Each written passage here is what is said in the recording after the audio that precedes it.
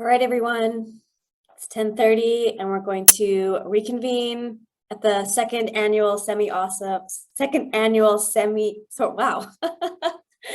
the second semi-annual Awesome Conference. We have a number of food processors calling in today across Canada.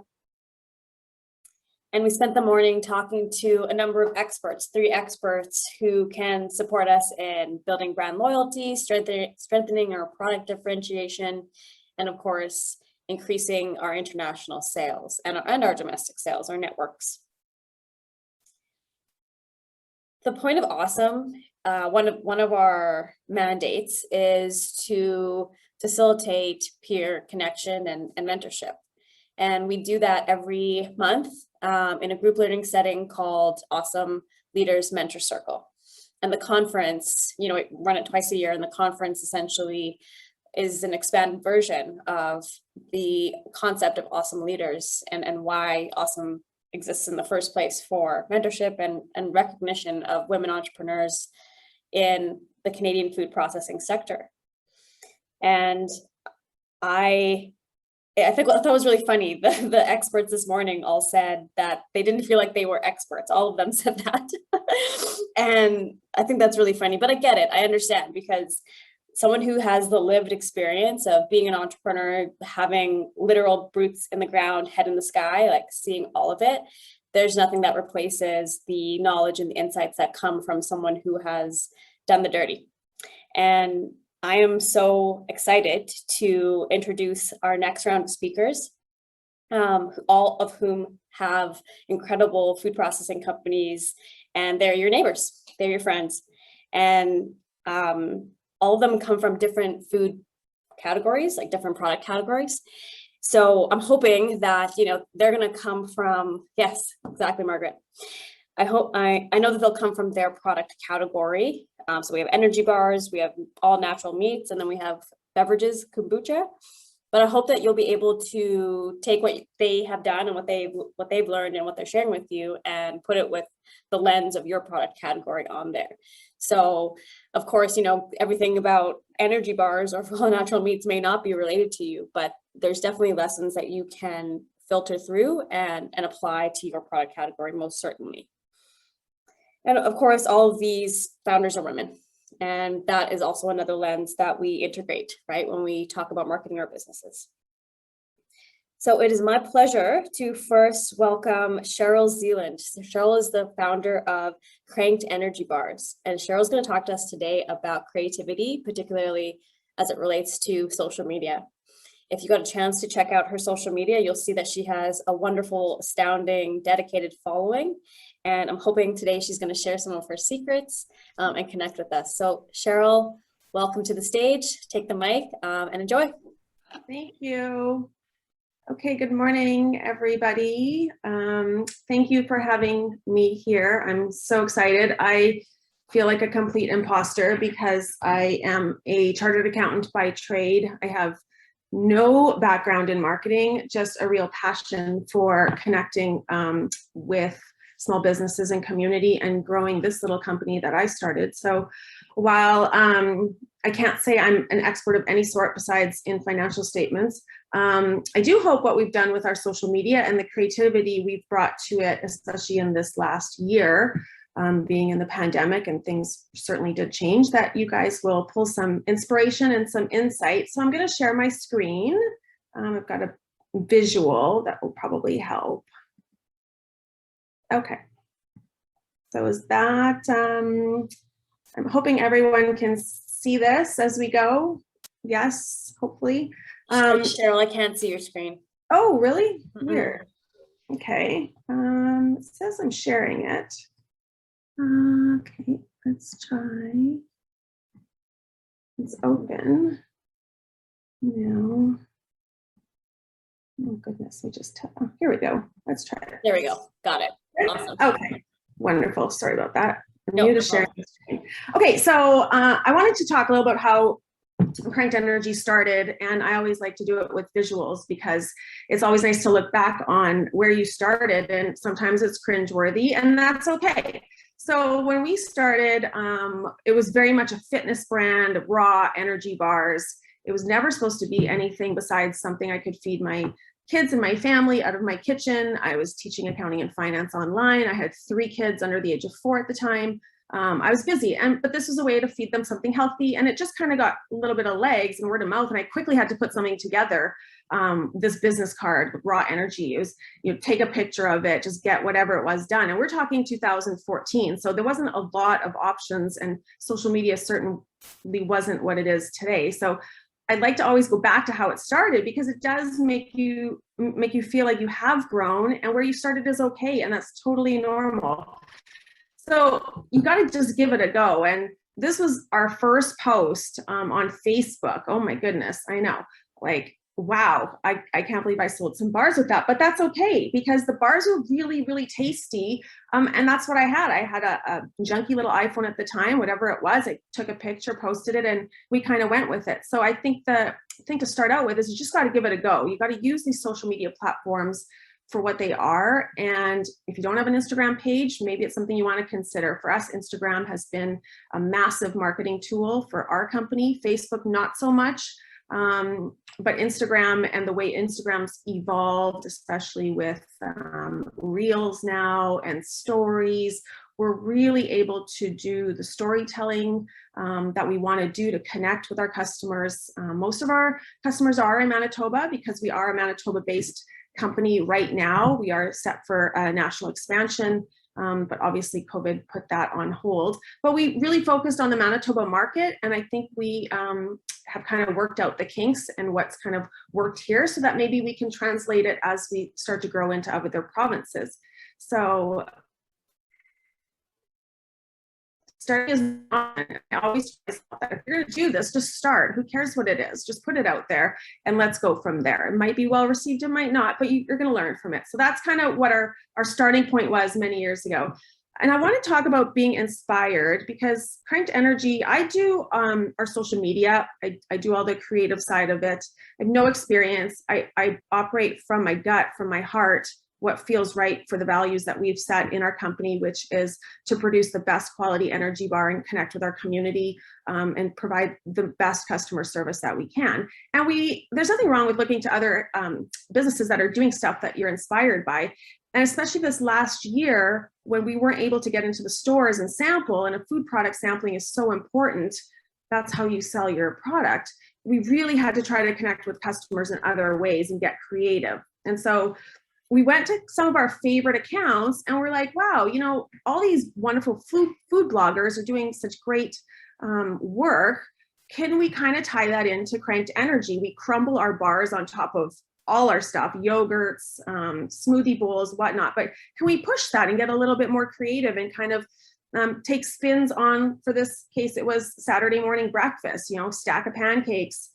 We drizzled some almond butter and crumbled our bar on top. My 11-year-old twin is in the background there, and I shot it with my iPhone.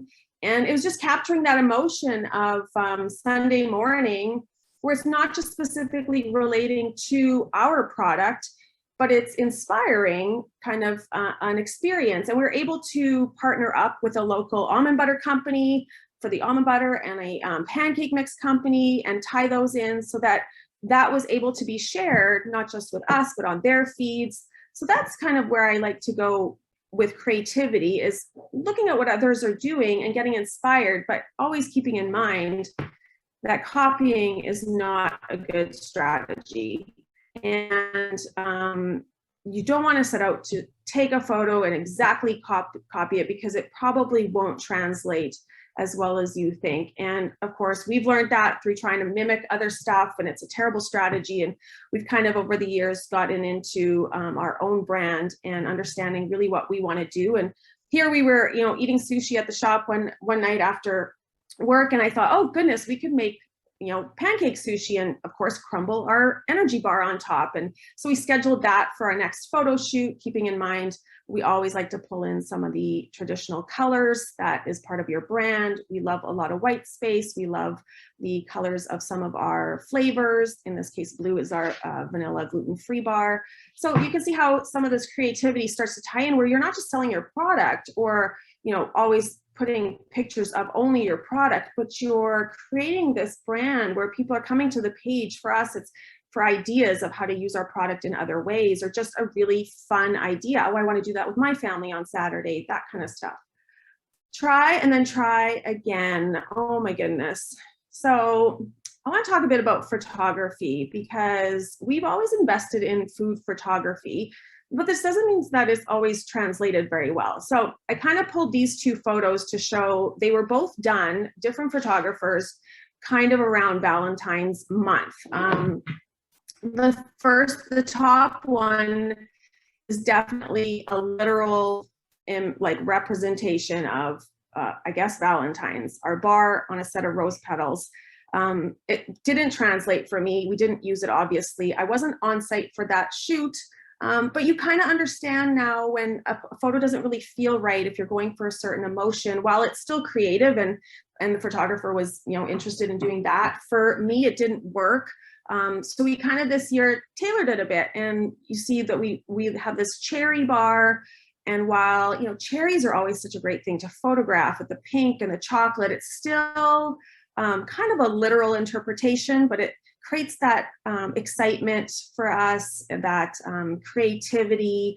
Can also translate if we wanted to re-release it in the summer. We could bring out this photo to post that we're re-releasing it, because we've got ice cream cone in there.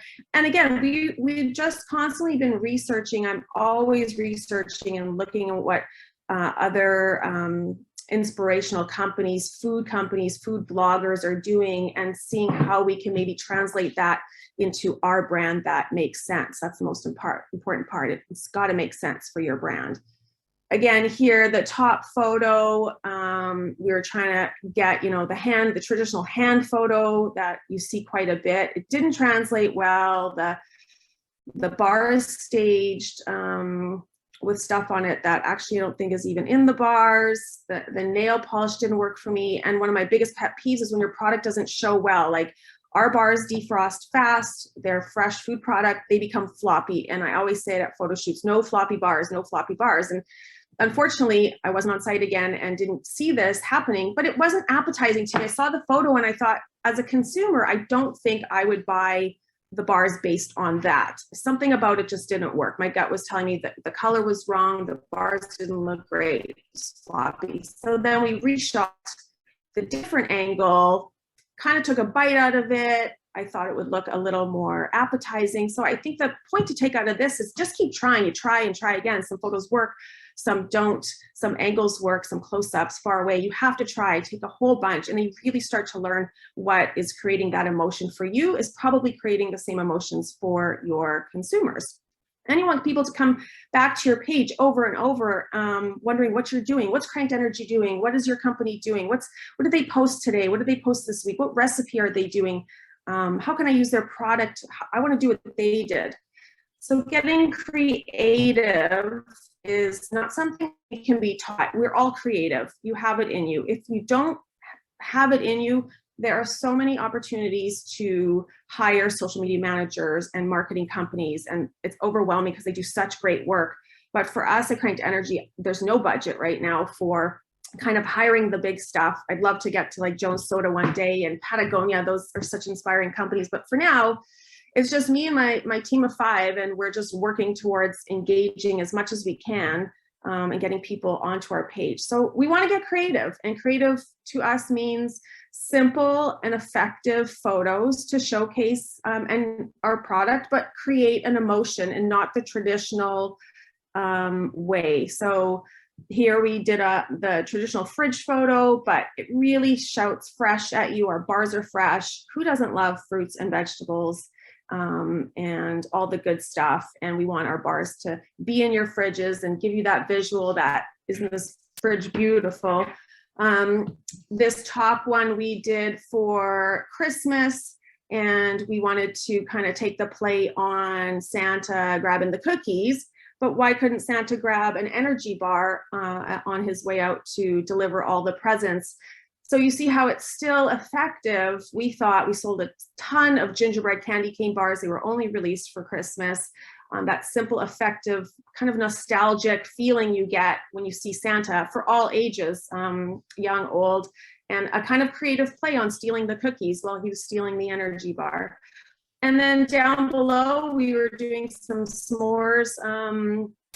For summer, we released our s'mores bar and thought, well, shooting the s'mores bar is great, but it's a brown bar. It's not going to translate very well. How do we make this a little more interesting? Why don't we put our bar in between an actual s'mores and make it all gooey and create that feeling of outdoors, fun, you know, you still be healthy and active and eat the s'mores and whatnot. So those are some of the creative things we are constantly coming up with and putting it on the list. We got to photograph this, put this on the photo shoot. We photograph professionally once every month to 2 months to build our content. But obviously when we first started, we were photographing every 6 months, maybe every year. That's just what was in the budget and time-wise. So some of the other things we've done was, you know, putting people in your photos is always exciting. Our team members love getting in shots and a little mystery face hiding with the bars, but it also gives an opportunity to showcase some of the gear we buy, our hoodies and whatnot, kind of that subtle marketing strategy that we have, but also a lot of fun. And we like to throw in creativity where it's not just about the product, but maybe it's an ingredient you use in your product. In this case, our bars are peanut butter based. And so we sat there doing this, We're Nuts for You, because I saw something done similarly with another nut. And I thought, well, we could do that with peanuts, and we love our customers. We're nuts about them all the time. So we kind of break up the feed of only energy bar shots with some fun, creative ingredient things. So that's something for you to think about. A couple more, just because I think visuals are so powerful. Our birthday cake bar, we love showcasing as an actual cake. We posted this photo and a whole bunch of office buildings had ordered for their staff to celebrate birthdays, and instead of doing the traditional cake or cookies or cupcakes, they had a stack of energy bars that they all cut into. This was pre-COVID, but it's kind of a fun way. So you want to push the envelope for creativity of what makes sense to your brand, and that did really well. We always say that fun follows our company. We are a really fun company. We tag fun follows us all the time. Our stickers are fun. Our brand is fun. And we want to showcase that in the colors we choose and the way we stack our bars. And I think the toffee and the mini egg bar really show that. It creates that enthusiasm and kind of that. For me, those stickers looked like the old scratch and sniff stickers, and I loved it. I thought, oh, I'm so nostalgic about it. And we sell so many bars when we post these flavors. It just creates that emotion in people. Down below, oops, sorry. There's other ways we want to make sure we tap into other ways to eat the bars in terms of grab and go. You don't have a lot of time. You know, vegetables with a cranked bar is such a great way. Let's showcase that. Let's put that together for a lunch so people will understand. You're educating your followers on how they're able to use your product in the non-traditional purchase and eat, consume exactly how you're supposed to. And then I know we've talked about storytelling and how important that is. And at Cranked Energy, I try to pop up on my feed every few posts because those are really the ones that gain the most traction with our followers. They love celebrating our successes with us. We are open about our struggles.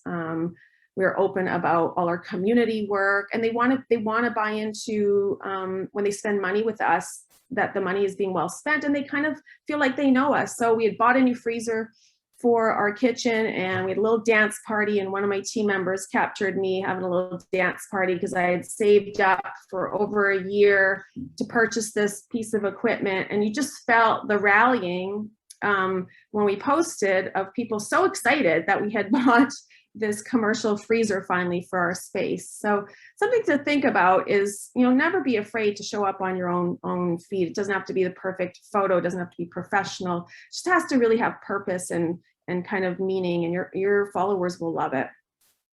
Cost-effective tools. I know we talk a lot about photography and the marketing. You guys did such a great job of explaining. I'm overwhelmed. I've got like stuff spinning in my head of all the things we could do.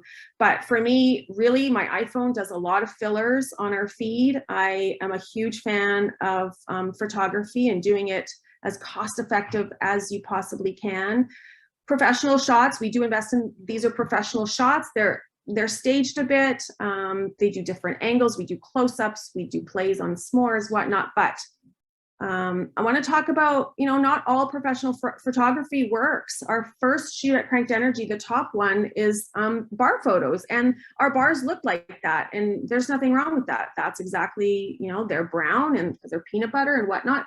But the photo didn't work, the lighting didn't work. It was too literal. It was just, these are our bars. But as a brand, that's where we were at that time. We were introducing to the market. I didn't know where it was going or who was going to buy it. And what we've learned is we have to create that experience, that emotion on every single post that we do, and it has to make sense. And so our latest shoot, we're promoting both of our cookie-based bars, and we had them out of the package, and then I said, no, it just doesn't look right. Someone take a bite out of one, and you can just have that feeling of fresh, moist flavor. The stickers are cute, the girl holding it, the nails, everything about that photo just makes me want to eat a cookie dough bar. So you really get to learn the difference as you're going through shots, and don't be afraid to change photographers, work with different photographers.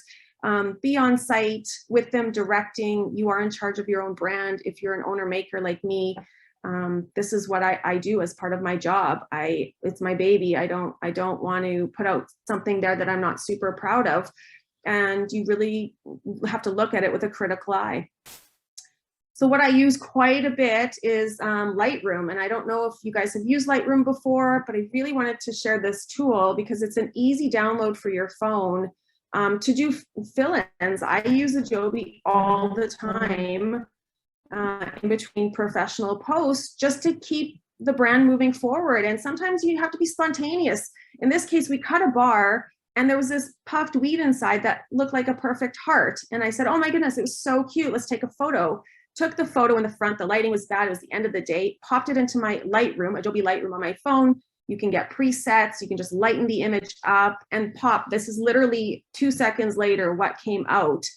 And it perfectly matched our feed, made sense. We posted it that night, kind of a late night post. Look what happened at the shop. It engaged the customers. So don't be afraid to be spontaneous, but Lightroom for us has been a very effective tool to bridge the gap between the professional shots that we have and kind of making sure we get those everyday moments and put those out to our followers as well. Okay, so I just have some takeaways. I see there's lots of questions on the chat and I will absolutely answer all of them. Thank you for asking things. We all start somewhere, so do not be afraid to try. I mean, look at where we started. We just put whatever out there and it took, and if your product is really, really good, people will keep buying it. And you'll just grow your brand from there. Get a strong basic portfolio of professional pictures of your product, including a few of yourself, headshots, you in your space, you with your family, whatever it is, something that will tie in your story and connect you as the maker with, especially for small business as you're growing. Consumers really want to understand and get to know the person behind the brand. Focus on being authentically you and not whether your post will go viral or get more likes. My kids always ask me, how many likes did that get? How many likes did that get? It doesn't matter. We can post that we launched pistachio bar yesterday. It maybe got 100 likes, but we sold out, right? On the website. So they're watching, people are watching. They're not always double tapping, but they're watching your brand. They're checking in, they're going to your website. They're going to the retailers that you sell at. So a lot of it is not tangible. So just focus on being authentically you and not worried about whether the post is doing crazy well, and build it from there. Creativity in social media today is about storytelling. It's not just selling your product. We don't post a lot of buy this, here's our bar, buy it, you can get it here. We post a lot of storytelling. Like I said before, the ups and the downs and the COVID stuff. And we celebrate when we do get new retailers on board. And in Manitoba, we have over 100 now. And we're excited to come your way into Saskatchewan and Alberta and BC this coming fall. Show your face now and then. Customers love to see you. They love to see the market. This was hard for me as well. I I don't do well with video and whatnot. I have to get dolled up, which I never do. So I just started posting when we had something exciting to share, or we had a community event to share. I just got on the story and, hey, this is me, no filter. I think it's great showing people who you actually are. They really start connecting. And then when they want to come see you, or they end up seeing you out somewhere, it's like they know you. It's small businesses like family. And I can't stress enough how important it is to get your face in front of your product. Commit to it and do it. I talk about posting and ghosting all the time. That's not a good strategy. You see a lot of brands post and then 2 weeks later they posted again something. Doing your own social media like we do and really having a creative control over it takes a lot of work, a lot of time, and a lot of enthusiasm and passion. So if you don't have the time to do it, there are so many resources for you to reach out to and hire someone who wants to work with you and help you with your brand. Hire them. It is money well spent if you do not have the time to do it yourself, or you're just not comfortable doing it. And in the end, have fun, be gentle on yourself, find your groove, trust your gut. Your gut will always know whether you're posting something and you press post, whether it makes sense to you. If not, don't do it. It's not worth it. That's it. Thank you. Cheryl, that was so amazing. Thank you so much for showcasing your insights through a lot of that imagery. I have lots of thoughts, or down lots of little tips that you provided. I love the post and ghost. That's hilarious and so true. But yeah, I mean, all of it was so great. And just being online, being consistent, and investing in photography. I think a lot of our clients, a lot of awesome clients don't do that. So I'm glad that you reinforced that it is an investment, especially when we have food where we can take nice pictures of food. A lot of industries don't get that. If you're a service-based company, you can't do that. You can't utilize Instagram in the same way, or utilize any picture platform in the same way. So that's great. It's really aligned. And there was just a couple questions, but I'm going to save those for the Q&A, because I'm sure some of the other speakers will have some things to say. But thank you so much again. And thank you to Cranked Energy for sending over their CEO today. The next person, the next woman up, the next founder up is Melanie Bolt. And I am extraordinarily excited about this one as well. I've actually been trying to get Melanie to speak for a couple times here for Awesome. So I'm extra grateful that she was able to take the time out. She's a very busy company, as all of our founders do. Company is Pineview Farms, all natural meats. And I'm sure many of you actually know who they are. And Melanie, I will let you take it away. Enjoy, and thank you so much for joining us today. Thank you. It's a pleasure to be with you all today with this group of awesome people. Zoom is not a part of my regular work day. The work I do doesn't really involve this. So this is actually my first Zoom presentation. So we tested the tech, but I'm going to share my screen with you. And hopefully this all works. Can everyone hear me? We can hear you, yep. And I see your screen. There you go. Let's just go to slideshow view here. There we go. Perfect, thank you. All right, thank you.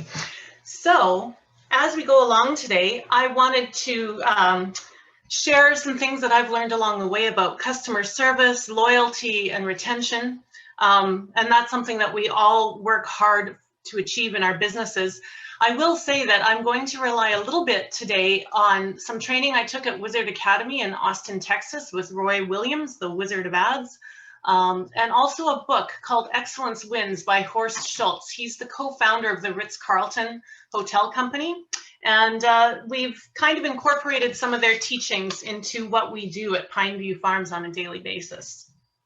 So as I said, Shanuka asked me to share about customer service, retention, and loyalty. So we'll talk a little bit about that and maybe dip into the communications space a bit, because at the end of it, really all of this boils down to good communication. So that what the customer hears, sees, and experiences all moves them towards a positive and delightful interaction that keeps them coming back for more. Lynn Crawford did visit our farm a few years ago to tape the Great Canadian Food Show. Sadly, we didn't make it onto that, but we did make the web, but it was a lot of fun with her. And it was a good lesson in communications. But a little bit about us. This is my husband, Kevin, and I in our old red party barn.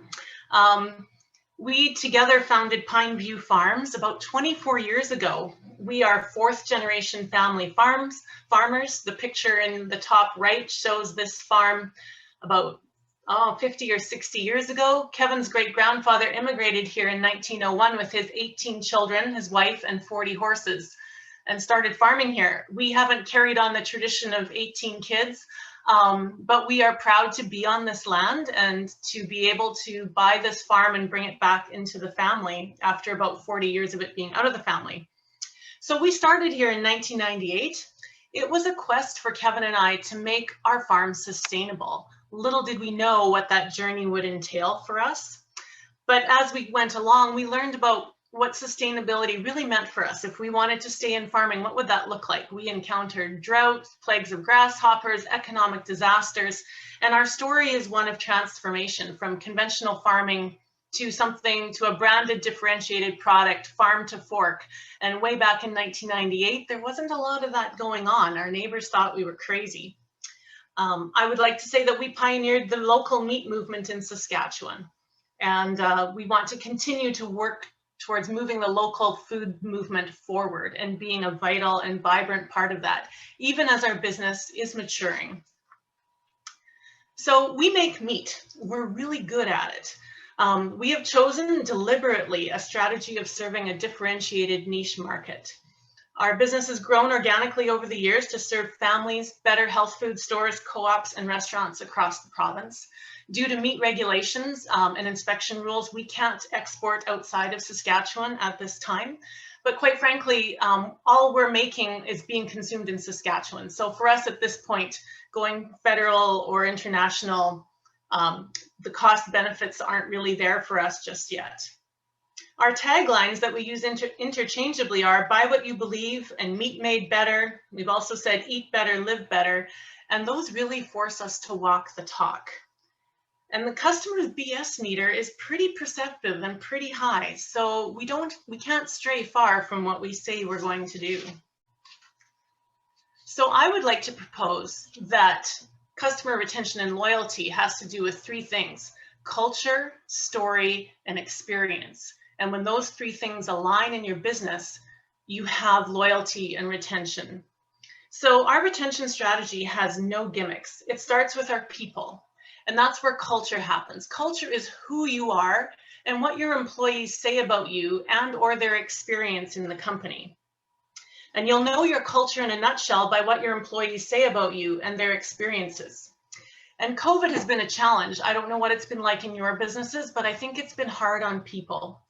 And so our focus and opportunity for 2021 going forward is to focus on HR and our corporate culture. We actually had a fair bit of turnover in 2020. And so we have a great opportunity to reset the button and really work hard to bring people on board and hire folks who align with our culture. We employ 7 full-time people. There's 3 people who are about 3/4 time, and then we have 20 part-time employees. And this has grown from just a mom and pop operation that was just Kevin and I 24 years ago. And we've learned the hard way that if you don't get the people right first, that is, get the right people in the right seats on the bus, your business isn't going anywhere. As an example, on the weekend, I had a friend in the community email me and said that he just serendipitously ran into someone who works for us, and she spontaneously offered that she worked at Pineview Farms, liked the people, and loved the job. And it was not something he prompted for, but it came up in conversation as they were in the small town store, the Hague grocery store together. And I thought that's a good testament that we are starting to do the right things and put the right people in the right places on the bus. And so your story is what you say to the public. It's your marketing. It's the personality and promises that you put into your message. And I believe that customer retention and loyalty are framed by the story you tell the world. And this moves beyond branding into what we call bonding. We all know branding. It's creating an association in the mind of the customer between the brand and the positive qualities or attributes that you have presented to them and that they remember through classical conditioning and hearing your message over and over again. But what we want to do is we want to bond with our customers. We want to build a relationship with them based on trust. And it's created by being a little bit vulnerable. letting them know who is Pineview Farms, what are our values, and what's more important to Pineview Farms than just making money. Bonding gets really authentic as a small business owner-operator businesses. You can get really authentic with this. And one way to start that is to tell your Genesis story, how we came to be and why. And here's our plot. Number one, we had a pivotal emotional event or traumatic experience. Nearly going broke when Kevin and I were farming conventionally, when we were grain and cattle farming, was our pivotal moment, our come to Jesus moment, when we had to decide what makes us sustainable and how are we going to stay in this farming game if it's what we really want to do. Secondly, our Genesis story talks about how we're passing a torch or handing down a legacy. We're fourth generation farmers. Our sustainability philosophy is super important to us, of being economically, environmentally, and socially sustainable. We talk about generational family farms. And thirdly, how are we paying it back to others? We want to leave this land in better shape than when we got here, and we want to make farming economically viable for small farms everywhere. That's what we advocate for. And as an aside, this whole story helps us move from serving transactional shoppers, that is the price shopper, the bargain hunter, to relational shoppers who are more loyal. They're not buying from you based on price, they're buying on other things, and largely relationship. And then we try and take that same verbiage and use it on our website, when we answer the phone, when we talk to people in person, so that everything aligns in terms of our story at every touch point with the customer. And that leads us to the experience. It's what you do and what happens when the customer interacts with your company. And more, this is turning into what is their online experience. Especially during the pandemic, we saw a huge switch towards online ordering, as I'm sure all of you have as well. And so that interaction, whether online or in person, is key to retention and future purchases and loyalty.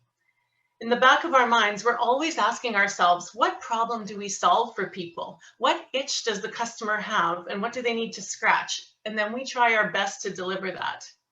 If we can make people feel happy, give them a shot of oxytocin, that surprise and delight factor when they interact with us, we have a loyal customer.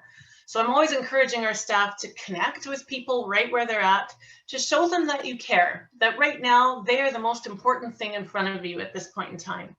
And we want to take care of people when they fail. We want them to know that we are there for them. So high morale happens in your company when story and culture align. When who we say we are and who our employees say we are align, we have high morale. And one of our biggest challenges, as I alluded to earlier, and thus our focus for 21, is that we have so many new staff joining us. So this is our top priority for 2021 and forward. High morale means that people will go the distance because they believe in the mission of our company and they trust us.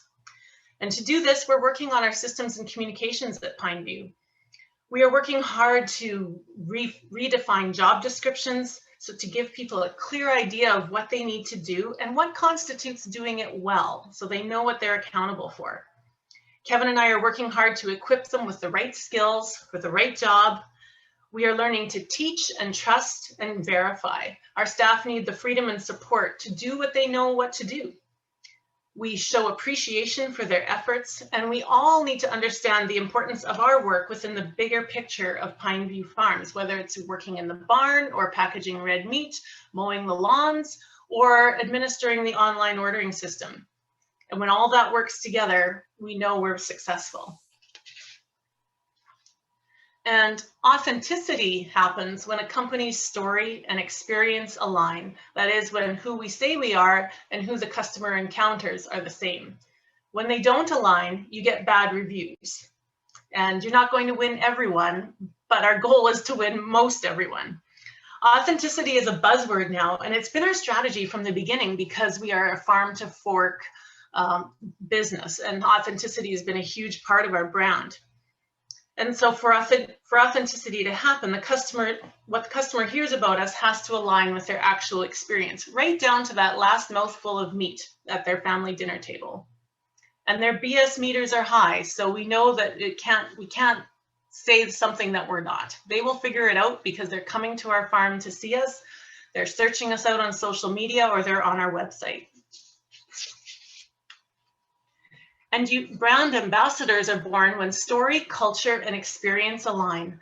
And this is the ultimate goal, where the customer becomes part of the family, part of the tribe, part of the brand. And typically, in pre-COVID times, our phones and emails would be busiest on Monday mornings. That is, after friends and family had gathered and shared a meal together, and that roast chicken was just so delicious that people had to ask, hey, where did you get that meat? I want some too. A brand ambassador will write the review, interact on social media, tell their friends and family, and keep coming back for more because of the relationship and trust that has been developed. And really, we always tell ourselves, we don't just sell meat, we sell confidence and peace of mind and trust to our customers. So in a nutshell, our business plan is this. Number 1, create loyal customers. Number 2, find new customers. And number 3, make sure customers spend as much as possible without sabotaging number 1. So we want to create loyal customers by creating alignment through story, culture, and experience. People want a product that's consistently excellent. They want timeliness, and they want to be treated like they matter. And that's how we cater to their needs. Customer service at Pineview is everyone's job, no matter where you are in the organization. Horst Schultz says in his book that customer service isn't just for those who face the public, it also extends to people inside an organization and how they deal with each other. When we do this, we gain new customers through referrals from our existing customers. By serving our existing customers well, they trust us and they'll tell their friends. And we use, of course, our marketing strategy of radio, web, newsletters, social to expedite this and move it along quicker if we can. Our marketing goal is to build awareness of Pineview Farms so that when people need what we have to offer and they Google local meat or all natural meat or organic meat or whatever, they'll see our name pop up in the top 3, hopefully. They'll recognize it and feel good about it and click. They're off to our website and hopefully an opportunity for us to interact with them. But without being pushy or overbearing, we want to serve our customers well so they leave the shop with everything they need to succeed in the kitchen. We want to make sure, of course, that they spend as much as possible when they're here without ruining that opportunity. A loyal customer trusts us and will spend more and keep coming back. So for us as business owners, what does it mean to the business? How do we empower people if the #1 job is to keep the customer? And so handling complaints comes up. This is a perfect opportunity for us to create a loyal customer and maybe even create a brand evangelist. When a customer complains, we own it. Whoever it is, whoever they talk to, just own it up front. Ask for forgiveness and fix it. Sometimes the customer just wants to be heard. They just need to vent. Sometimes they want their money back. We offer 100% product guarantee. But ultimately, everyone wants to be respected. And if they get that respect from us, no matter what they did to that cut of meat, no matter how long they roasted it in the oven and just killed it, as long as they get respect from us and an answer, the blood pressure goes way down. And the customer goes away thinking, they heard me, they took care of me, and I trust these people. We have a customer. So for us, loyalty is in the little things. We try to bake this into all our touch points on the phone, in person, email, and online. And one of our biggest things is how can we help people solve the mystery of meat? Because for most people, it is a mystery. So those are the little things like a proper welcome and greeting within seconds of people walking in our shop door, and a heartfelt thank you and a farewell when they leave. We always try to answer the phone within 3 rings, pardon me. When people drive onto our farmyard, they want to see the farm. They don't want to smell it. So that may mean for us, even things like going and picking up manure off the driveway after we've cleaned the barn. People are coming here to buy meat and they expect the food to be clean. So I think the farm and how it looks should be super clean as well. There's an all-inclusive resort that Kevin and I like to go to when we can. And on that resort, whenever you walk along the pathway, no matter who you encounter in terms of a staff person, they will greet you and express a greeting. Have a good day. How are you doing today? Is there anything we can do for you? And it makes you feel valued and wonderful and important. And so we also try that when a customer is within 10 feet of us, we smile and acknowledge their existence and offer assistance to them as well. We're very careful about the sights and scents when they walk into our butcher shop. A nice smell of sausage smoking in the smokehouse is a wonderful enticement towards purchases. Staff training is a big part of what we do and something we're working hard to improve, so that our staff can ask good questions to discover what the customer is really looking for, so that we can help them solve the problem, get the right meat for the right cooking method, for the right recipe, and the right budget. As I said earlier, we provide 100% guarantee on our product, no questions asked. Sometimes we get taken advantage of, but at the end of the day, we can say we did the right thing for the customer. We've also done things like put recipes on our website to help them succeed with our meat, because I think one of the biggest problems is, what do I make for supper and how do I do this? And when we can help solve that problem, they're less inclined to call and order in pizza and cook, and perhaps instead cook something from home, which would include our meat, of course. And we use social media content to educate, to entertain, and to bond with our customers. So that's how we try and retain a customer. But losing a customer, well, here's what we really don't ever want to do. Cutting costs, first of all, we don't want to cut back on the promise of our brand. Cutting costs or trying to increase profitability can sometimes mean cutting service, but that would diminish our brand and the promise of our brand. We can't do that. Instead here, what we are doing is focusing on eliminating mistakes, just getting better at what we do, packaging meat right the first time, getting the order right the first time, so that we can become more efficient and effective at what we do. This also makes our staff much happier. We can't get careless. Carelessness is easy, especially when you're busy and tired and you're growing a business. But that steak needs to be the same thickness from end to end every single time. Our master butcher is a perfectionist, and it can sometimes be annoying, but it's also his greatest asset, and it makes us better every day. And the last thing is we can never get arrogant. We can never sit back and say, now we've arrived. We are now in this game and nothing will change, because that's the moment when you will get caught. And so we never want to do that. At the end of the day, advertising alone will not ensure loyalty or customer retention if your actual interaction with people and product are a mess. It's not enough to publish a bunch of platitudes and fluffy vision statements, because what matters most is that the customers and staff see you doing the things you say you're doing. We're not perfect, but we're moving towards something better. Sustainability, economic, environmental, and social has been our measuring stick for 23 plus years and continues to be that. And so with that, I want to say dig in. If there's any questions you have, please send them my way. And thank you for this opportunity. And I wish you all a wonderful and safe Saskatchewan summer. Thank you. Thank you so much, Melanie. That was so interesting, particularly just from a meat perspective, but of course, like a lot of your lessons can be applied to all sectors. And I think, yeah, you're totally right. Like you want to see a clean facility, like the way that you've, honed in on your specific product is so clear.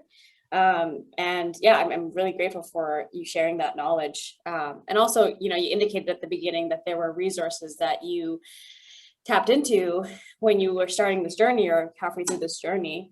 And that's great. I don't think that we share enough of that. And Jeff did that too earlier, sharing the resources that have helped you, some world-class companies who have written books and have events like this and different kinds of learning opportunities. So it's really great to see you tap that in and integrate it and make it your own. So thank you for sharing with us today. I am going to welcome our last but not least speaker, Amy from Parkerview Brews Kombucha. I'm going to pin her and then I'm going to take Melanie off. Hello, Amy. How's it going? I will let you take it away. Thanks for joining us. Okay, cool. Can you hear me okay? Yeah.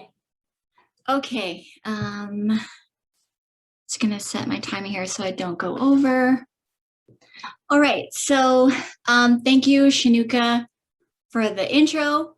Happy to be invited to speak today and share with you some insights and I guess tips and tricks that I've learned as I'm growing my business and working with new retailers and building and maintaining current relationships with our existing retailers. So I guess I'll start, and if there's questions, assuming they'll pop up somewhere or someone will speak up and say something.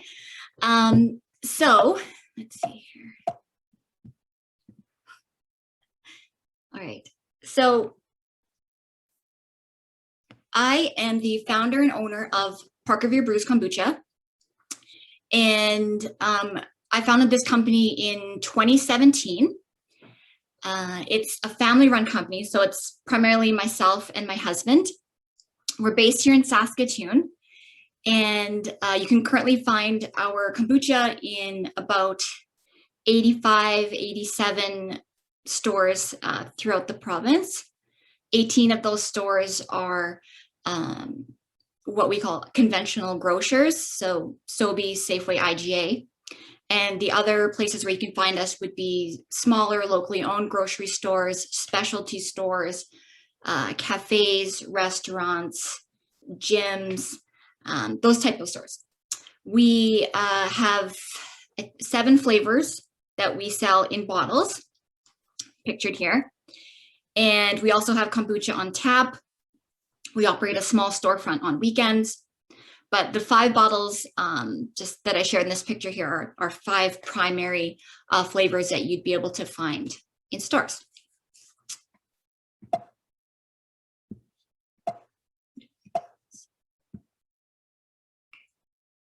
So when I was putting this presentation together, I was thinking about,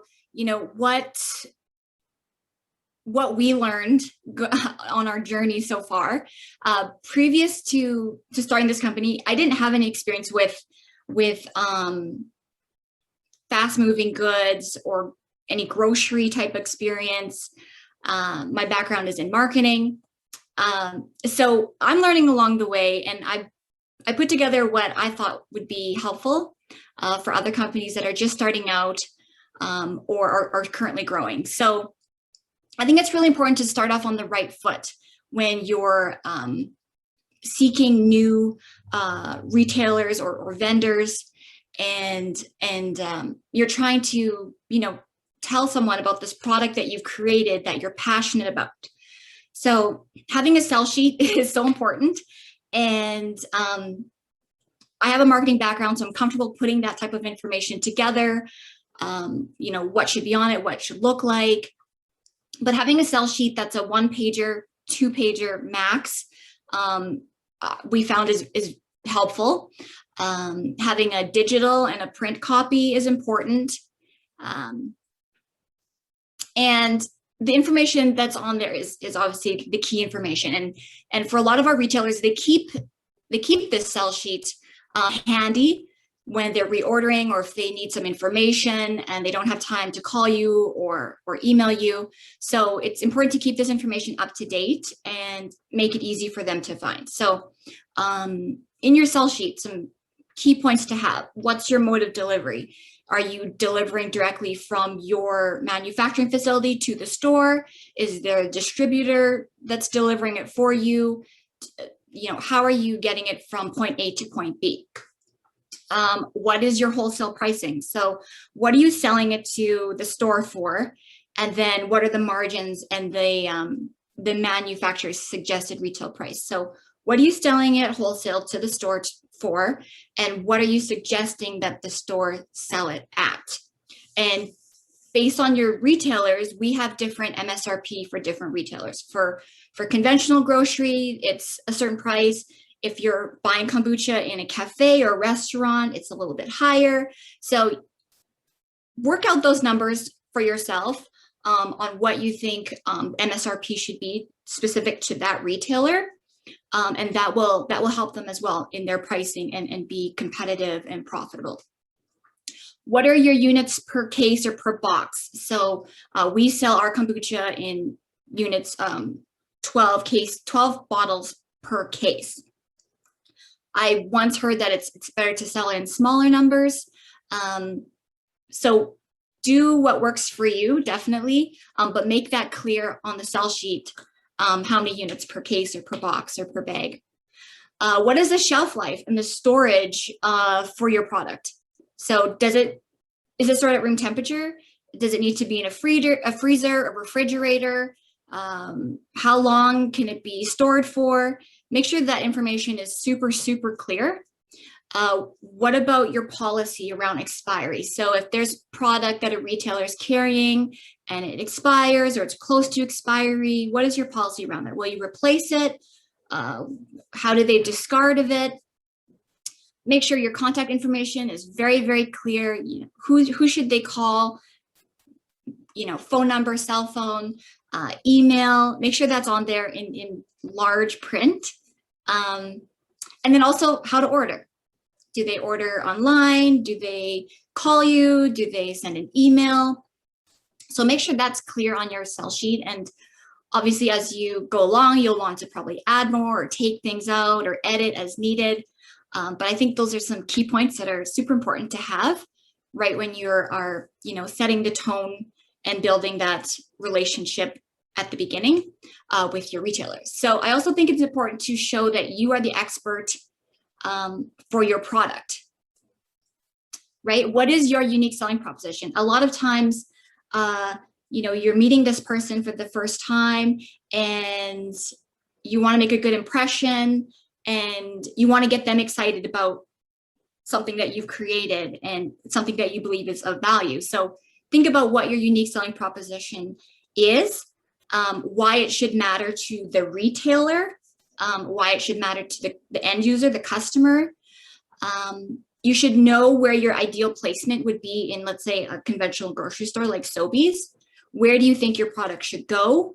Not saying that you'll always get that space, but you should know where you want it to be and where you think it should be. And even before you talk to the buyer, you should go in and ID the area where you think, you know, I would really love this spot. So you should ID the opportunity and then, you know, talk to the buyer. You can go scope out the store, do your intel, find out where your competitors are, or all those types of things.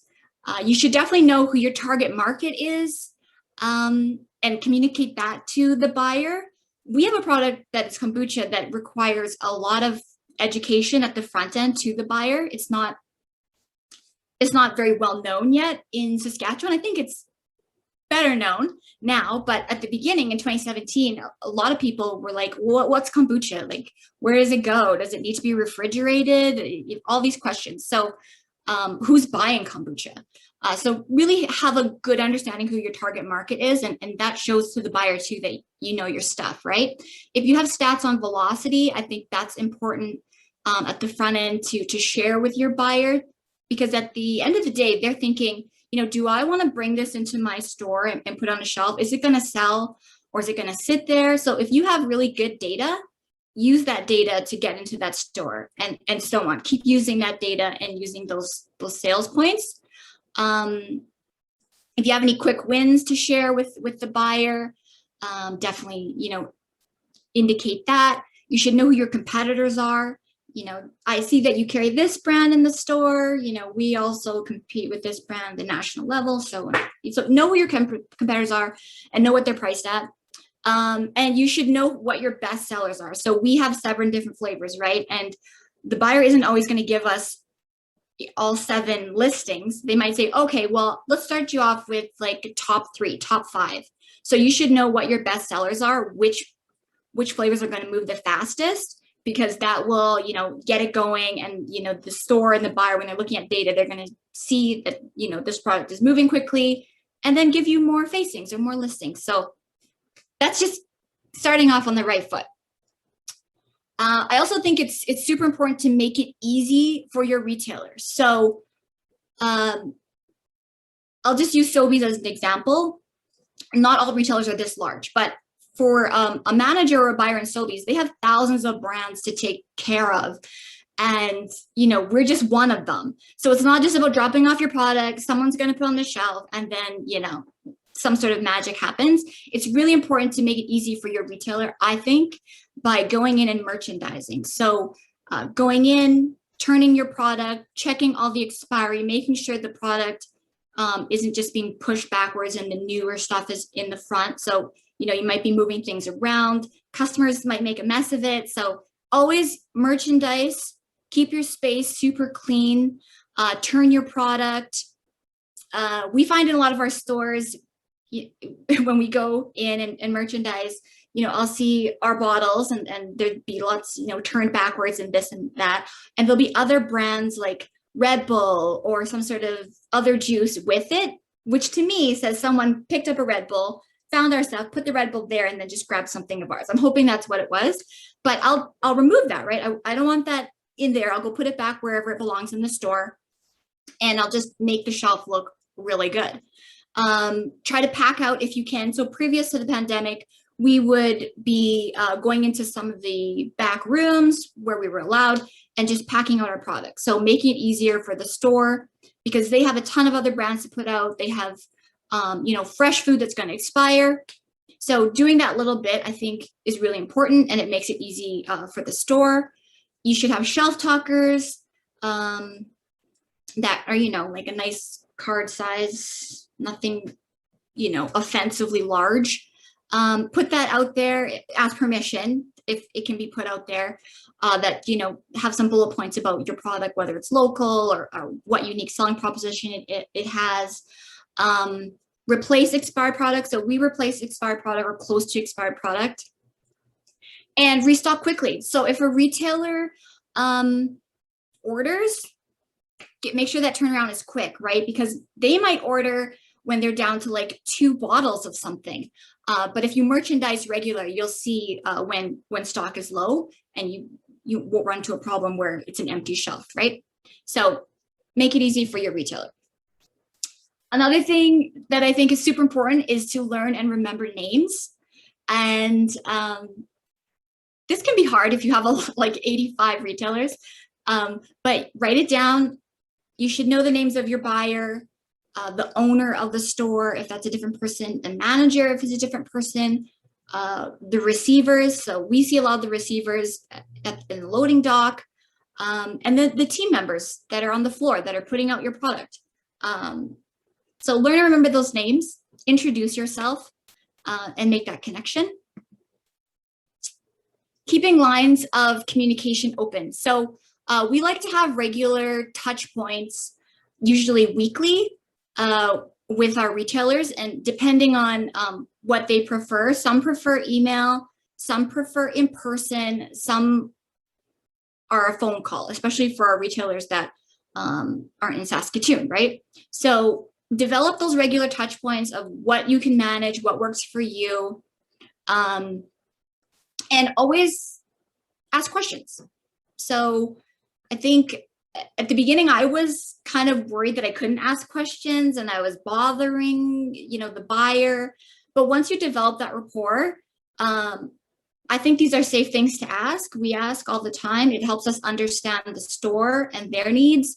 It helps us understand our customers that we don't get to see regularly. So, you know, how are things moving? How's this flavor going? This is a newer flavor. You know, do you think it should be seasonal? It's going a bit slower. What can we do to improve? How are we comparing to our competitors, right? You know, how are my sales doing compared to Rise Kombucha or GT's Kombucha, right? I want to know how much my kombucha is selling compared to the biggest brand in the world. So you can ask those kinds of questions. And what are our customers saying? Are you hearing feedback from customers? Things like that. So I think it's important to ask questions because a lot of the times these people are on the front lines and they're seeing your customers more than you are, right? So ask those questions and you know, do it respectfully, but only start asking them when you've developed a comfortable rapport with the buyer. I think it's important to manage a database, however you choose to do it. So we use QuickBooks Online to manage a lot of aspects of our business, but we also keep Excel sheets with information. So keep your retailer contact info handy, keep it up to date as buyers and managers change. It's important to track your sales data because it helps you stay informed of what flavors are selling, what's slower, what should be seasonal, which quarter is your best quarter in which store. If you look at sales data, you can see which are your A, B, C stores. And so really, strengthening your A stores and turning your B and C stores into A stores. So use data to make informed decisions. I keep track of preferred payment methods for our retailers. So someone like Sobeys, they have a very systematic way of paying you. But other smaller retailers, some prefer credit cards, some prefer e-transfer, a check in the mail, so various ways. So I like to keep track of that. I also keep track of how that retailer prefers to communicate, whether it's by email, by phone, in person. And also who makes the orders and who makes payment, right? So it's important, it's not always the same person. In most cases, it's not. So have that information of, if you need to restock a store, who's the person? If you're trying to inquire about payments or if payment's late or who to bill, know who that person is.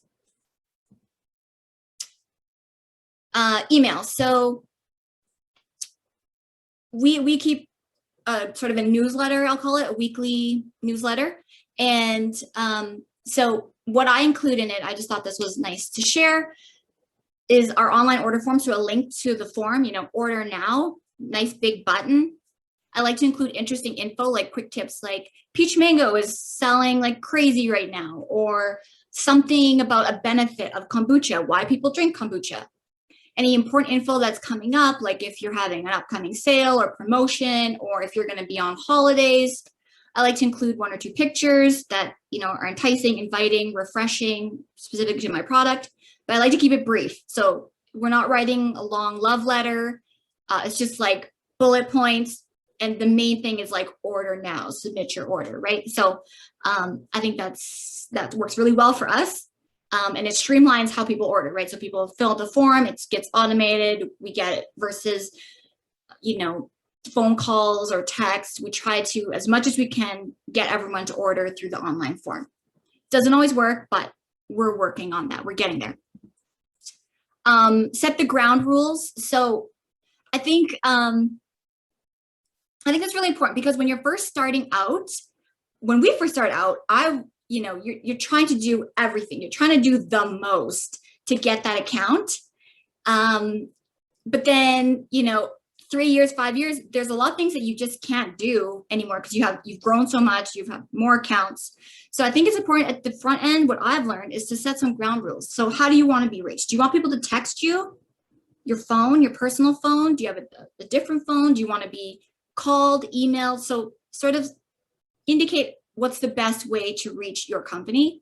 What are your delivery timelines? Do you have a 24-hour turnaround? Do you deliver within a week, 2 weeks? So make sure that's clear.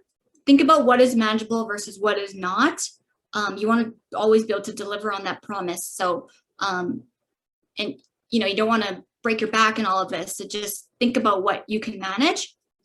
I think payment terms are important. I'll talk a little bit about this in a bit, but understand what payment terms you have. So are you giving 30 days, 45 days, due upon receipt?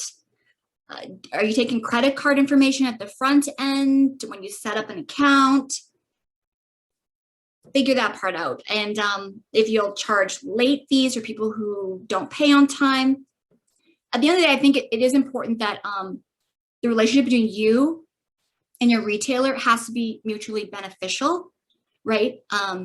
You're a business too, right? So it's important that you think about that and your time and make sure that it's a respectful and mutually beneficial relationship.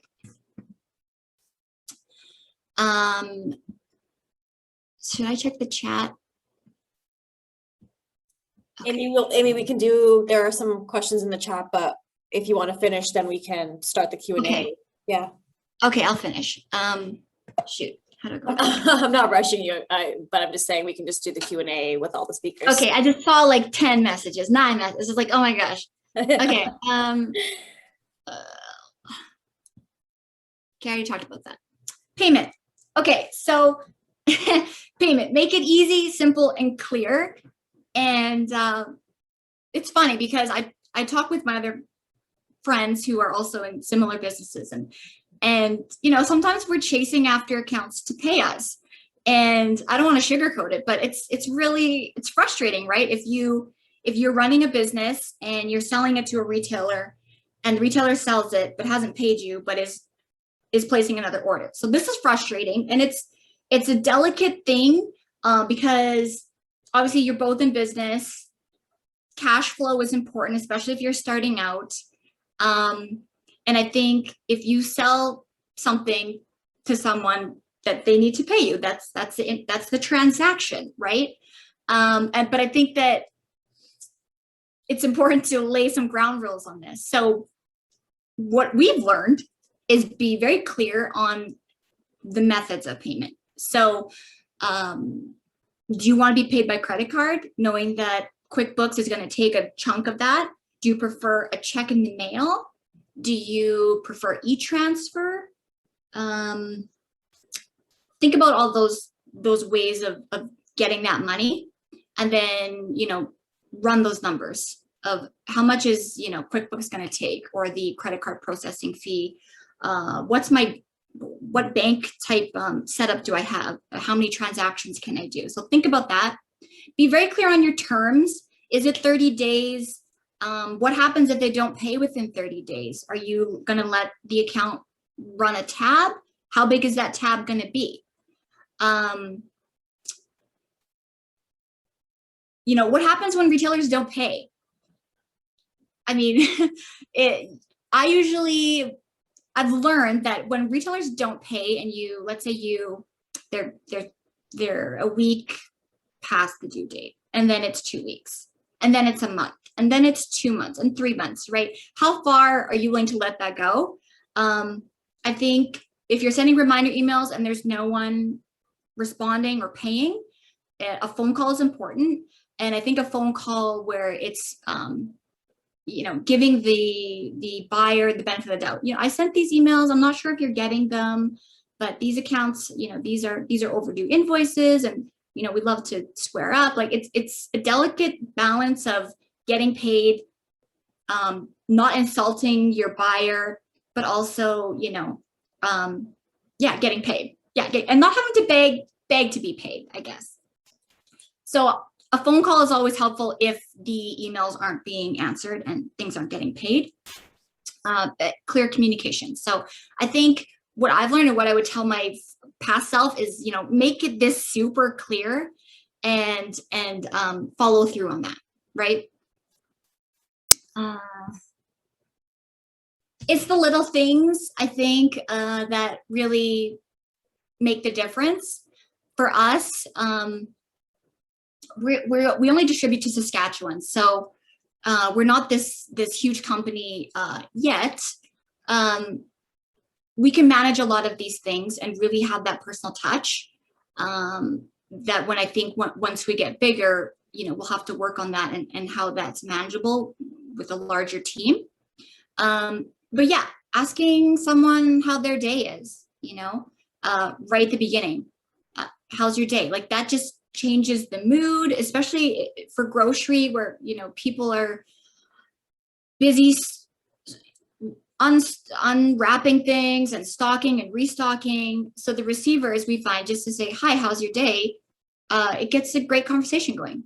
And if you work closely with your buyer and they went on vacation, they come back, you know, how was your vacation? What did you do? I think free swag and free product is always awesome. But make sure it's something, you know, that people can use. I'm not into throwaway culture, but having something that, you know, we give free kombucha for people to try, or free product to receivers or you know, buyers that they can wear. So it's usually something you can wear or something you can consume. A handwritten note, I think, is really awesome. You know, writing something inside the box as the person is unpacking your product is a really nice touch. And if you can provide product at staff lunches, these people, you know, maybe never had your kombucha, or they're huge fans, and then they start drinking it and they start telling other people to drink it. So It's these little tiny little actions of kindness and connection that I think help to build that relationship.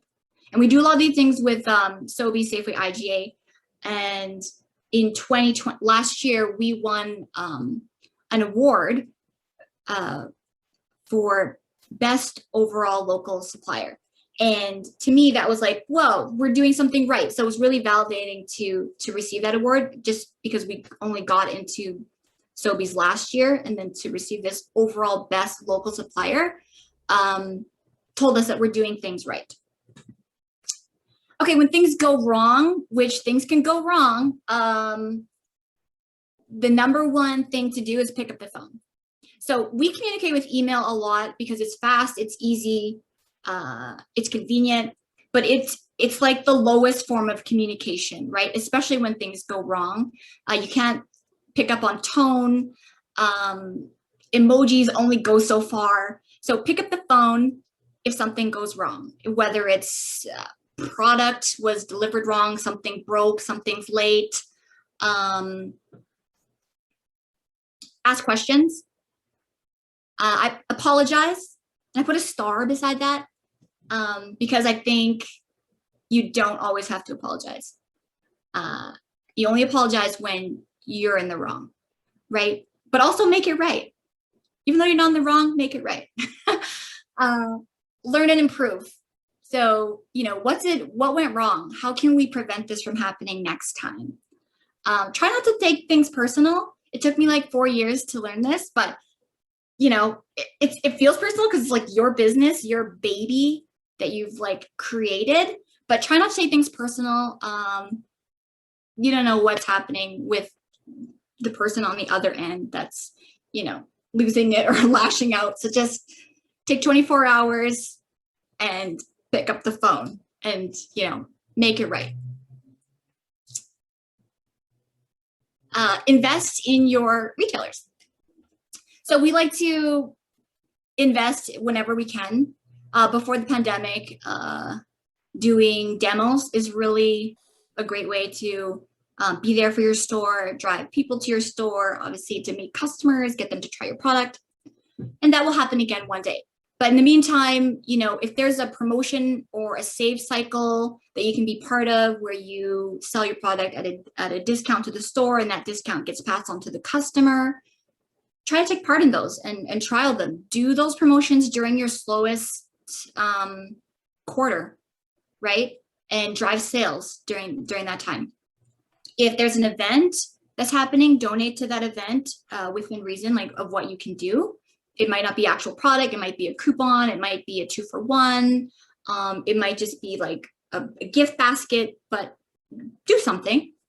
Take part in giveaways with your retailers. So they can be, you know, on social media or anything, but like giveaways are great. And when you're doing these type of promotions, just plan for ad spend to just really increase velocity. So you already know you're selling your product, let's say at a discount during a promotion period. The idea is that you're selling at a discount and you're gonna have just more velocity and speed during that period. So I always like to run ads during that time to just keep that speed going and restock as many times as possible during that promotion and make the most out of it. Social media. So yeah, social media. So share, comment, like if you're on Instagram, Facebook. We try to do that as much as we can. So we, you know, tag a retailer or we dedicate a post each week to a specific retailer to let our customers know, you know, where you can find us, something interesting about that retailer. Thank the retailer for carrying your product. But these like shout outs are awesome. Comments are important too. Comment on your retailer's posts, like their posts, share their posts. Ultimately, you know, whatever retailer you're working with, they have the same goals as you, right? And similar audiences too. So it's good to create that community on social as much as you can. And doing giveaways on social are great in terms of increasing your followers and just sort of getting exposure. Final thoughts. So I think retailers, obviously it's a very important relationship. We can't run a business without our retailers. Well, the model that we've built of distributing, we need them. So I always think of them as our champions. So if you can build that relationship and maintain that relationship, that retailer helps you grow. They're your advocate, they're your champion. You can really tell when a retailer supports local. There's a big difference in the amount of times they buy and what they're recommending to customers. I think shelf space is limited. It's limited real estate. We're here in Saskatchewan, we're part of a local program, so we don't pay for that shelf space. But we know it's limited, especially refrigerated shelf space. So we always think, like, if our product is not selling, it's going to get pushed to the side and there'll be someone else in line ready to take our spot. So I always think about making sure to keep the retailer happy, the customer happy, and that it's prime real estate that they've given us, especially the retailers that put us with national brands and not like in a local cooler. So super thankful for that, and super important to maintain that relationship.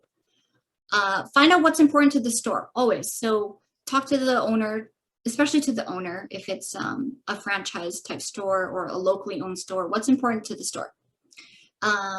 Always remember that you have the same goals, that you're both trying to attract and maintain happy customers and also be profitable at the same time. And that connection is really key, right? Big brands can't do this. They can't. I know that big brands like GTs don't have an Amy to go in and build those relationships. They have a distributor that goes in, puts stuff on the shelf, and maybe they have a sales rep, but distributor comes in, puts it on the shelf, and that's it, right? So connection is key, especially if you are, if you can manage that, and to really, for people to know your name and for you to know their name. I think that is that extra push for your business. And that was it. That was all I wanted to share. I don't know if I went over or I'm super slow, but I want to thank you, Shanuka, and thank you to Awesome and Food Center for the opportunity. And I hope that whoever is listening took something from that. And there's my email. That is my personal email. And our handle on social, if you ever want to message or ask questions or bounce ideas, or if you have any questions, I'm always happy to share information and what I've learned. Amy, thank you so much for joining us. That was so great. And you definitely got the chat popping. So I want to just get you to look through that chat. There's lots of comments, but there are some questions. And I'm just going to jump right into the Q&A with all the speakers. So all of you are pinned, and if you want to show your video, please do. Yes, Jody, so much great information today, and I really want to get to our Q&A. I want to say thank you to all the speakers, of course, for joining us. And let's try to do a lightning bolt Q&A here. So I'm going to start with Amy because there's some questions that came in. And then I'll just moderate, and we can, if any of the other speakers want to chime in, they can. So Amy, I'm going to start with you. Sarah Marie says for the retail selling price, she's asking, it's kept by category. She's asking, would you keep it by category? So she's asking if grocery stores have the same retail selling price versus independent stores. Yeah, I think first of all, the wholesale pricing that we use for a large the wholesale pricing that we use for high velocity retailers is different than the wholesale price that we use for lower velocity. So the more that a retailer sells, the better pricing they get, but also the retail price. So let's say Sobeys, we would say their suggested retail price is $3.99. It's a grocery store. But let's say for a place like Good Eats, which is a vegan restaurant here in Saskatoon, they could sell for $6, and they do, right? They're not a grocery store, they're like a restaurant. So depending on the type of retailer it is, what works for us is that they have different prices, and you should base that off of what you think, what your competitors are doing in those stores as well, and what's competitive. But people will always pay more for kombucha in a cafe or a restaurant than they would in a grocery store. That makes sense. And I feel like we probably pay more for a lot of things when we go to the grocery store, when we go to a destination spot, whether that's a restaurant or a specialty store. We usually go with a couple extra dollars in our pocket, knowing that, you know, there's a discovery or something special we want. So the answer, Sarah, was yes. No, the prices are different. Mhm. And then a follow-up question, Amy, and then I'm going to get maybe Stephanie to talk about this question. The next question is for the three entrepreneurs. Do you use distributors, or are you visiting each store individually? So I'm going to get Amy to just give her answer on there, then I'll toss it to Melanie and then Larissa. And then Stephanie, I want you to talk about that pricing question if you don't mind. So that's what we'll do. So Amy, go ahead. Are you using a distributor, or do you visit each store individually? Yeah, so we visit each store individually to set up the account, and we also deliver ourselves to the store. So we don't use a distributor. We've explored the idea of a distributor, and I think if you're thinking about using distributor, obviously think about how much you have to give them in terms of a cut, like 25 to 30%, and then know that they're just delivering it, right? So they're just taking it to the store, and then someone puts it on the shelf. So we don't use a distributor. We might one day, but we have product that has to be delivered cold. And when we deliver to most of our stores, we also go in. So a distributor wouldn't necessarily do that for you. But yeah, so we don't use a distributor. We visit and deliver to the stores on our own. So we manage that. Awesome. Melanie, would you like to provide an answer? Sure. Very similarly, we handle all our own distribution. We use third-party freight and trucking to deliver our product to stores. But again, it's a margin issue, and what can we do ourselves? And it also gives us an opportunity to go in and talk to people and to connect with our customers a little more directly, and that's proven to be very good for us. And so our general manager handles all our wholesale and chef orders, and I connect with business owners at this point. Until a couple of years ago, I did all of that, but we're just separating that a little bit now. Mm-hmm. Awesome. And yeah, good point on that. It's a margin issue. And Cheryl, would you like to provide an answer? Sure. We don't have a distributor. We have a full-time sales director that does new business, but we also have an in-house courier now that we do, and they work specifically for us Monday through Friday, and get product out to the retailers. And it's easy that way, better than going third party for us, because we did have the volume to be able to distribute that way right from our manufacturing facility to our retailers. And it also allows us just to control the product in terms of how it's being transported, and making sure that they connect with the sales manager at the store levels, the Sobeys, the Safeways, and all the independents to make sure the product gets on the shelf quickly. So that worked for us. We haven't looked into distribution. I'm assuming because of the freshness of our product, once we go into other cities, that's probably going to have to be an option for us, having distribution in the various provinces, being able to get them out to stores cold, holding it in various distribution centers in different cities. But again, that's a margin issue, and I guess we'll address that when we get there. Hopefully we have enough of the margin. But we do ship in thermal line boxes, almost like the HelloFresh boxes. So we did invest quite a bit of money into those boxes. They do work. It does bridge the gap between not being able to do refrigerated shipping for small loads. So right now that does work, but on a bigger scale, that won't obviously work. Mm-hmm. Yeah, that's super interesting. And there is a intangible benefit of bringing those tasks in-house, which I'm reading that's kind of what you're doing by having a business development officer and a courier. You know, you much more control, and that probably, I would assume, has longer term benefits than that of a relationship with a broker who's not really working for you. I think there's intangible value there when you building a team, right? There's marketing there too. And I mean, that comes back to the brand and brand loyalty. If you have someone in-house, you have a courier, then you know that they are going to represent your brand completely from start to finish. So that goes up to the user experience and everything. So that's a beautiful move on your guys' part. Awesome. Yeah. Thanks, Larissa. Okay, I'm going to keep going here. If you have to hop off the call, please do. We are recording it. I'll most certainly send it out, but please, attendees, stick around if you can.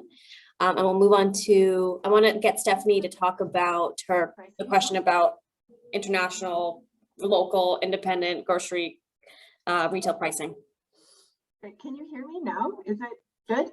Yeah, just stay close to your device. Okay.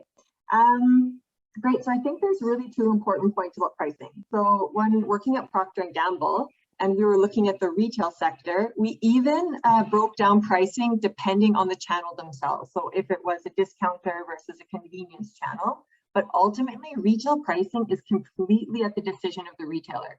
So it's actually a recommendation what you can give, and then they will do what they want with it. However, I think that there's a long conversation that can be had there about strategy. What I really like about what Amy said is this idea to go through local vendors and more of a, what we call like an on-premise approach to new business entry. And the reason why is because you can sell the product for more, and you create a big demand for your product before going to a retailer.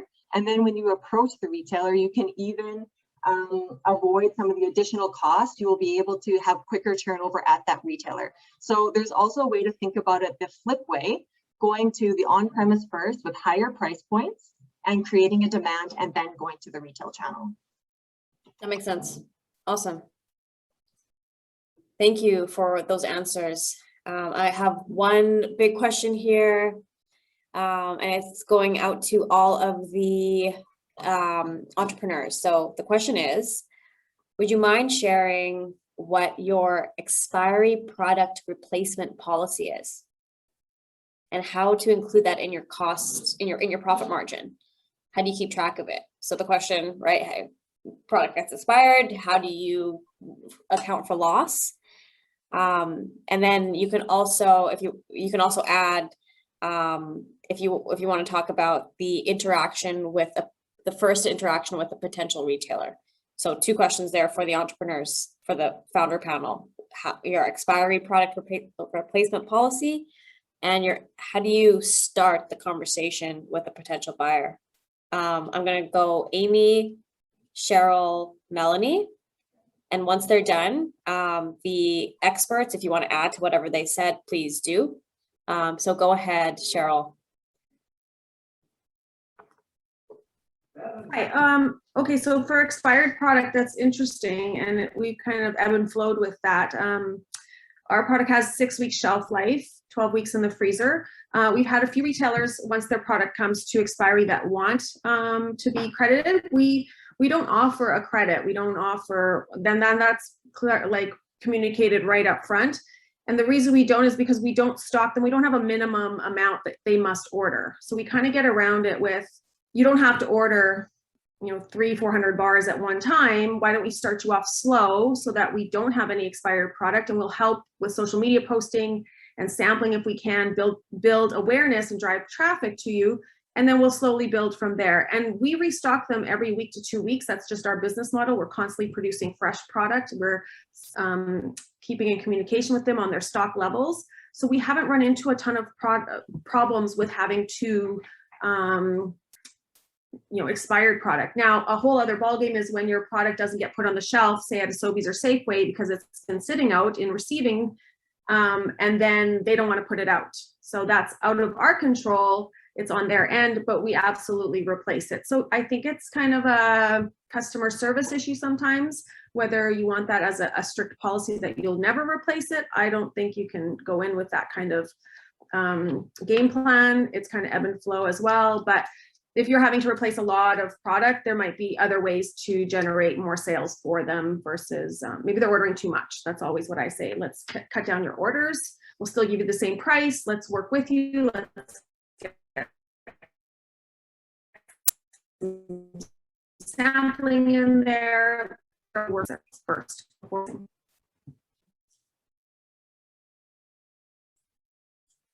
That's great. That's a great answer, Cheryl. Thank you. I'm going to toss it to Melanie. If you have any, if you have any comments about your loss policy or that first buyer experience with the retailer.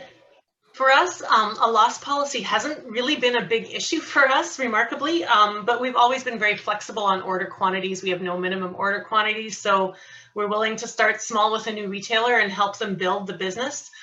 We do say, though, that if when a customer receives a shipment, they should inspect the order. If there's any blown seals or torn packaging or anything where the integrity is compromised, if they report that to us within 24 hours of receiving a shipment, we'll definitely replace that product or offer a credit. But once the product is on the shelves and they've ordered it, and because we produce meat every week, it kind of turns every week, and we don't really have an issue with that.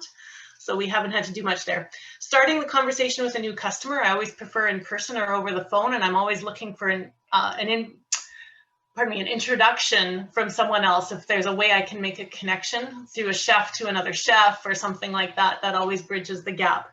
I hate cold calls. I do them if I have to, but I don't really like them. And as a business owner, I don't really like receiving them because my day is full and busy. So I always try to make an appointment, and it may take a couple tries, but get in there and find something. Knowing what their pain point is maybe gives me a foot in the door to at least have an initial conversation. That's awesome. Thanks, Melanie. Amy, go ahead. Yeah, so expiry product, I would say in big grocery stores, we don't get that because kombucha is a fast moving product. It's not on the shelf very long. But when we found it was in some of the smaller local stores where it's like, they would call them like, oh, this product's about to be expired. So what we do is we just take it back. I'll drink it. And then we just replace it with another product. But the best way to manage that is obviously to really keep track of inventory in these stores that aren't moving it at a high velocity. Our product has a 3-month shelf life. So it means it was sitting in the fridge for a long time or kept getting pushed back. And those are some things that you can't always control. So for us, it's just, we make it easy for them to do business with us. So just give us the product or dispose of it and we'll replace it. It's not a big deal, but definitely manage it so that you aren't constantly replacing it. Kombucha is finicky because people think that it'll expire after 3 months, but really what it's doing is it'll eventually become alcohol. And we're not in the business of selling alcohol. So that's important. And then in terms of, that first conversation with the potential buyer, I will say that when we became listed with Sobeys, and this wasn't clear to me, when you become listed with Sobeys and you get the thumbs up that you're in their system, that's like the signal then for you just to go out to each store and make your pitch with your sell sheet. And that's what we did. You go to customer service, you ask to speak to the category manager for your product. So ours is grocery. And then you do your quick pitch. And that's, it's kind of like, it's kind of scary at first. And then eventually you just get better at it. What to say, what the important parts are. Don't go into your life story, just get to the point. And then I would say for the smaller retailers, we were lucky. We didn't really have to contact people. They contacted us. But for us, it's easy to pop in with a bag full of kombucha and a sell sheet and a business card and say, hey, these are some samples of your store. We'd love to be here. Customers tell us they love to see us here. And then that's usually how the conversation starts. But it's just a quick drop off. Here's some kombucha. And that's a good gateway to start that relationship for us. Yep, that makes sense. Great, thanks for those answers. So we're at 12:10 and I have 2 more questions. Before I move on to the second question, I'm going to ask Larissa, Jeff, and Stephanie if they have anything to add to that last question. I wrote mine in the chat. Oh, perfect. Okay, great. That's awesome. Great. And Larissa and Jeff, please feel free to do the same, or if you have any comments. I'm just pumped that kombucha turns into alcohol. I mean, that's a great takeaway for me. Definitely. So I'll move on to the last question, and then we'll conclude. So it's a three-part question. So the first question is directed to Cheryl, but I'll get all of you to answer it. So the question is how often to post on social media. The second question comes from Evelyn, and her question is just off of the pricing question. She's asking, what is your suggested percentage for retail price? And maybe a better question would be, what's the methodology? Because she has a frozen product, so she might have you have different methodologies for retail pricing. So maybe if you could just provide some examples of that. And the last point, the third part of this question is, please provide any last pieces of advice or strategy or tips for the attendees before we wrap up. So 3 things: how often you post on social media, how do you come up with your percentage margin for a retail price, and then any last comments regarding our topic. Okay, so I'll start with Larissa. Go ahead. For social media, it's maybe not how often you post, but what is relevant. So you want to make sure that you develop a strategy, like a content calendar almost, and have specific, like what we refer to it as digital pillars. So you want to have things that connect back to your values. So you could even use what I presented today, have an education piece, have a storytelling piece, have a connection piece. Well, connection should be used throughout, but make sure that these are in silos so your content is consistent, and then that will gain more followers as well. As for the other question, I'm not really sure I can answer it, but any last bit of advice that I could give you is know who you are and absolutely own that, because that is your brand and people will buy into that. And don't try and be someone you're not just because you want to compete with the big guys. You'll get there eventually if you believe in yourself. And that's the one thing that comes back to brand is if you feel it, others will feel that too. So thanks again for letting me be here. Thank you so much, Larissa. That was an awesome answer. And exactly what we're trying to hone in, right? Like, what are your values? What do you believe in? Act on that. So that's great. And thank you so much for joining us today. I'll pass it off to Stephanie, if you want to provide some last comments. I think that there was this amazing tips and tricks here shared today. I think the best thing though is don't overwhelm yourself by doing too much at one time. So really look at everything you learned, make a targeted approach. So do you want to focus on social media? If it's social media, which platform is it? Look at one demographic, focus on that demographic. And as Jeff said, focus on, early adopters and just make a plan based on that. And yeah, I would just say, don't overextend yourself. Don't try to get into every channel at the same time, and just keep at it. Your passion is what's going to bring your dreams to life. So thanks for letting me be a part of this today. Thank you so much, Stephanie. And exactly, that's exactly it. Focus, pick something, pick a lane, and do it really well. Most certainly. Thanks for joining us today. I'm going to pass it off to Jeff. Go ahead. How often to post on social media? I wish there was a Bible that told you this is what you need to do, but there isn't. All we do is we teach. It's based on growth, and so if your account isn't growing, you're dying. And so to me, that's at one point we call it follower loss mitigation. Though it actually doesn't matter what you post because you're going to gain popularity because people love you already. And so at one point, to me, dare I say it, social doesn't matter. It should be a product of what you're actually doing in your business. And so, yeah, if anybody has questions about that, I can go on for hours about that, but I'll shut up. Last piece of advice, the power of habit, and I guess the power of just learning. There's a Steve Jobs little video. He's really young, and he's like, the coolest thing is that everything around us was made by people like you and me. It's not by people in ivory towers somewhere. And so God forbid you believed in yourself a little bit more and said, you know what, maybe if I don't do it today, I can do it next week or next year. But start planning out and saying, you know what, for us, we've always said we don't have an exit plan because this is our life. And I love marketing. It's not a job or a hobby. It's my world. So if that is your world, keep going. You're going to get there, but start reading more along the way. And Chinook, I didn't get those emails. So please, somebody needs a direct message. I have 3 books I want to buy, people. Come on. Thank you so much for having me. It was a blast. This was just wonderful. Thank you so much, Jeff. It was great having you, and many thanks to Strategy Lab for providing you today. I'm going to toss it to, let's go to Amy. For social media, I mean, I do it myself. And I think when I first started, I was trying to post like 3 times a day, and making interesting and relevant posts is not easy, and original posts. But I think what I've learned is for our brand and our voice anyway, sometimes it's nice to not post anything about kombucha. And it's just nice to post something fun. Like, I love videos of people dancing. I'm a terrible dancer, but I love videos of people dancing. And I find that our followers love it too. It like lifts their mood. It makes them laugh.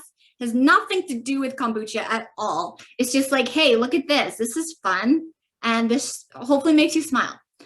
So that's my tip for social media. It shouldn't always be like sell, sell, sell, buy my stuff. And then the one thing I learned with retailers is it's more. Retailer doesn't mean better.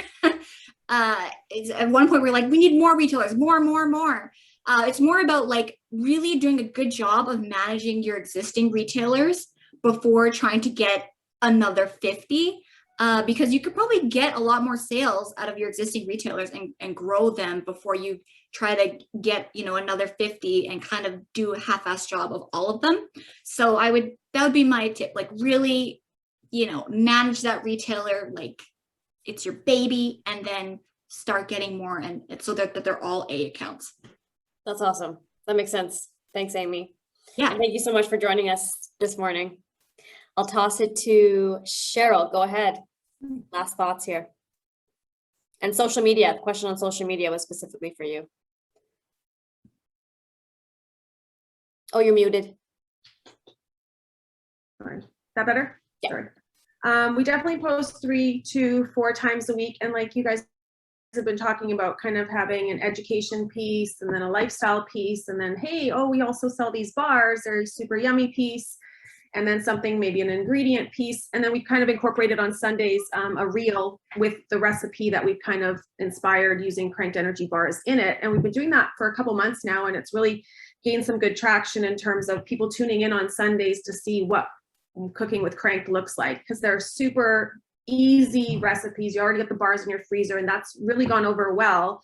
So that's a piece that I've hired out to someone to do the reels, which has been a great investment. And it's kind of just added to the interesting mix, because we've been posting 3-4 times a week for so long. You have to constantly come up with new content, obviously, which is pretty hard. And then I do post on the stories every day. I feel like stories are kind of just behind the scenes of what's going on, and ability. People love when we share their tags. They always say, oh my goodness, thanks for sharing. And I think that just shows that we care about our customers as well when we share their tags of us, which is really important. As for I think there was one on the retail pricing. We always work backwards from price point in terms of, are we going to make money? We can't lose money on this. So where does that look like with our overhead right now? Have our costs gone up? Do we need to do a price increase? Where do we set the price? Is it consistent with the other energy bars on the shelf? What's in the fridge? Can we charge more because we use fresh ingredients? So I think there's a whole bunch of things that come into play when you're kind of trying to set your price point. And yeah, margins might be lean at first when you don't have any type of scales to buy bulk purchasing, but as you grow and can buy in bulk, we buy peanut butter 5-6 tons at a time now. Our costs are super low on peanut butter, but they started off really high and there was really little margin, but the bars wouldn't support a certain price point and they wouldn't turn over as fast. And that's just kind of the tipping point where you just continue to work and push forward and run a lean operation and do a lot of the stuff yourself as you're growing, so that you can put that money back in and see some economies of scale. So That's great. that's my advice. Thank you so much, Cheryl. And thanks again for joining us today. Thank you. And my advice to everyone is just be confident, go forward. You deserve to be here. So For sure. Absolutely. Melanie, go ahead. Okay, well, for us, I try and post on social 3 to 4 times a week, and I schedule that and plan a calendar kind of covering my major content categories that I want to do, like, for instance, talking about our livestock programs and animal welfare, or meat cuts, or sharing recipes. And of course, we try and throw a little entertainment in there and community building as well.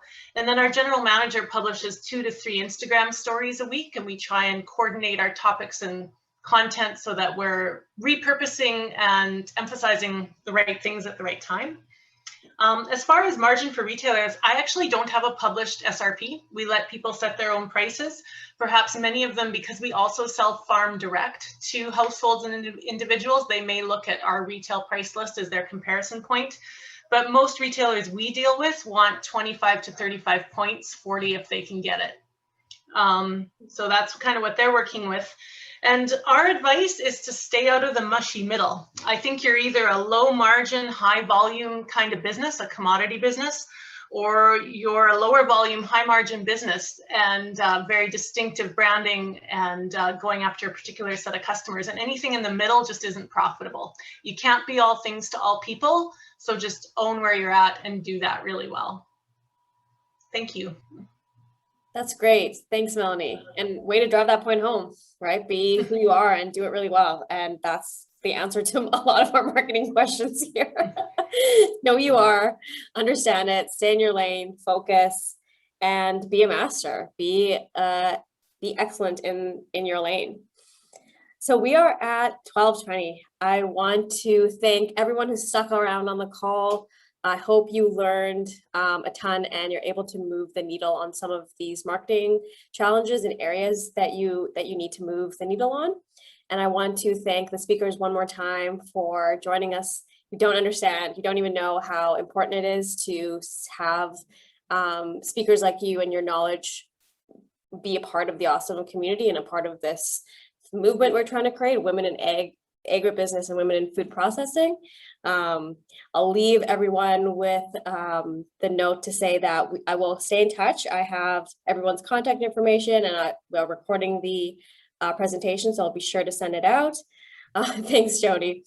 And yeah, I'm really excited. I'm thankful that everyone was able to join us today on this end of June, and I will let you all go. Thank you again. Have a great afternoon, and I will chat with you soon.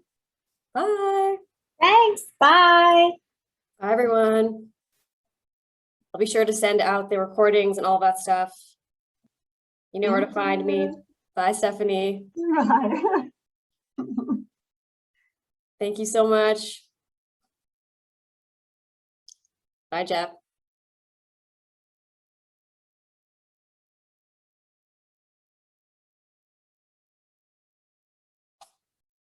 Goodbye, everyone. Goodbye, goodbye.